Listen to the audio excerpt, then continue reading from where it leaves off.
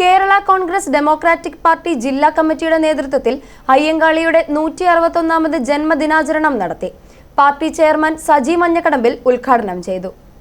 ഐതിഹാസികമായ ഒട്ടേറെ പ്രക്ഷോഭങ്ങൾ നയിച്ച വിപ്ലവകാരിയായിരുന്നു മഹാത്മാ അയ്യങ്കാളിയെന്നും അവഗണിക്കപ്പെട്ട അവശേഷ ജനവിഭാഗങ്ങളെ സമൂഹത്തിന്റെ മുഖ്യധാരയിൽ ഇണക്കിച്ചേർക്കുന്നതിനു വേണ്ടി അഹോരാത്രം അധ്വാനിച്ച നവോത്ഥാന നായകനായിരുന്നു അയ്യങ്കാളിയെന്നും സജി മഞ്ഞക്കടമ്പിൽ പറഞ്ഞു.